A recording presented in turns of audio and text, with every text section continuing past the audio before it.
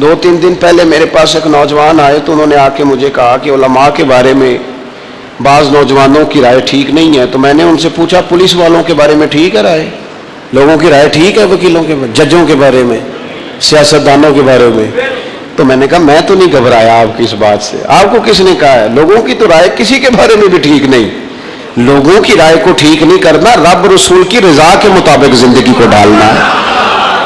आप ये घबराना छोड़ दें। वो बाज लोग घबराते हैं। हमारे एक बुजुर्ग हैं तो वो कहते हैं कि मैंने एक मौलवी साहब को ये कहते हुए सुना, वो कहने लगे मैनू तुसी सिर्फ मौलवी ना समझिया जे, मैं कोई मौलवी नहीं। कहने ने मैं उन्होंने आख्या, मैं कि यार तू मैनू मौलवी समझ लै, मैं तो मौलवी हाँ। ये कोई ताने वाली बात है, कमजोरी वाली बात है। कमजोर कर लिया आपने अपने आप। आपके अंदर खुद एतमादी होनी चाहिए। अगर आप दर्जियों का काम करते हैं तो ये हजरत इदरीस अलैहिस्सलाम का तरीका है। आप क्यों कमजोर पड़ते हैं इस बात से? अगर आप लोहे का काम करते हैं तो हजरत दाऊद अलैहिस्सलाम का तरीका है। अगर आप खेती बाड़ी करते हैं तो जनाब आदम अलैहिस्सलाम का तरीका है। अगर आप बकरियां चराते हैं, अल्लाह के रसूल फरमाते हैं सारे नबियों ने चराई है। कमजोर क्यों पड़ते हैं? आपके अंदर खुद एतमादी क्यों नहीं है? अगर आप तिजारत करते हैं तो मदीने वाले रसूल का तरीका है। आप क्यों घबराते हैं कि मैं ये फलां जगह पे हूं और ये चीज शायद कोई कमजोरी का बायस है?